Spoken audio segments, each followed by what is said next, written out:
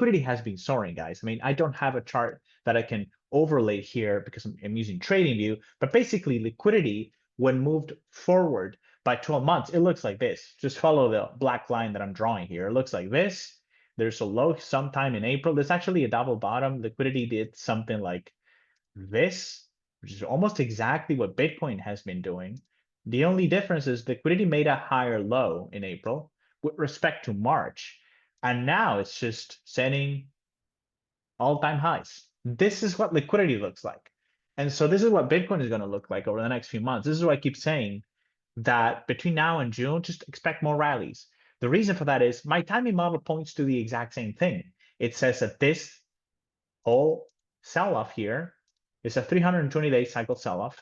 The forecasting arm of my timing model has pointed to March and April as the likely low of this 320-day cycle correction. And so it lines up with liquidity almost exactly, which is why I'm so convinced we're going to see more strength coming out of this market very shortly here. In my mind, the most important thing right now is, as I just showed you, liquidity is doing this. It's going down, and then it's going straight up, and it points to new highs. In other words, liquidity, global liquidity, that is making new all-time highs. And I've heard some people say, well, that means Bitcoin is going to go for all-time highs also. I'm just not so sure that's going to happen in this case. So we may start to see divergence between liquidity and Bitcoin. I know I keep saying the main driver of crypto is liquidity, and it is.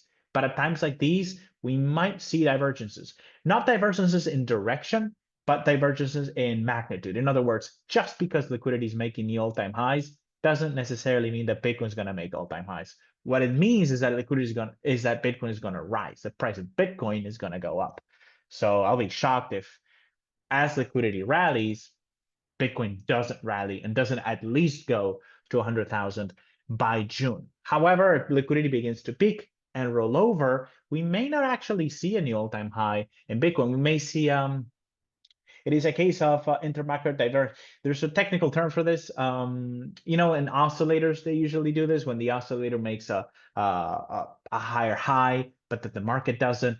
And that is a signal that a lot of traders use. I don't personally use a lot of oscillators, but this is what I'm talking about. I'm saying we might see liquidity make new highs while Bitcoin doesn't. Then we might see liquidity roll over from a higher high while Bitcoin doesn't actually set a higher high, and instead it makes a lower high. That will be an indication that the 4-year cycle has stopped out. Now, I don't want to get too ahead of myself. I am just saying that we need to curve our. We can't get too excited in this market because it is the final stage of a 4-year cycle that is ending with a whimper, not really a bang.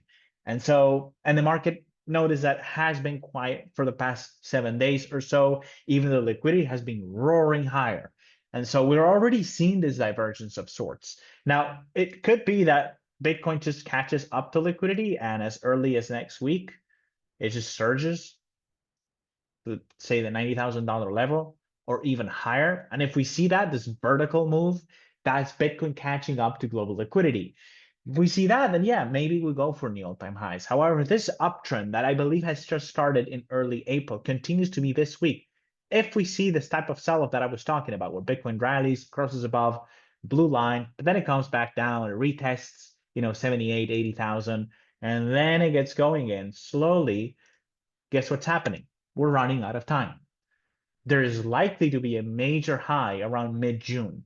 And so if Bitcoin spends most of this time between April and May just treading water, going sideways, then we just don't have enough time for a rally into new all-time highs as we head into June. So I'm just saying here, I'm just flagging this as a potential concern.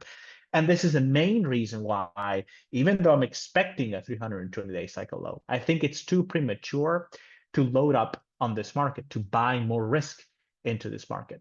For that, I would need to see more confirmation that Bitcoin is indeed heading for all-time highs. And I'm just not sure. For now, my base case is we retest the this December, January double top sometime in June, possibly later. Maybe it's it could be as late as July. But for now, I don't know what happens after we retest those all-time highs. It could be that we head lower from there. It could be that we just pause for an 80-day cycle sell-off and then we hit we head for higher highs as we head into October.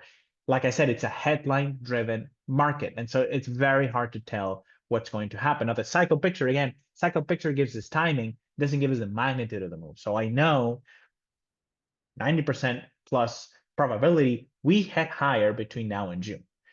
After June, we're going to see some type of correction. How high we go between now and June remains to be seen. The timing model does not actually, it gives us some indication, but it doesn't give us confirmation of what's going to happen between now and June in terms of how high prices go. Are prices going to rally? Absolutely. I'll be shocked if they don't. But I'm not sure just how much fuel is in the tank at this point.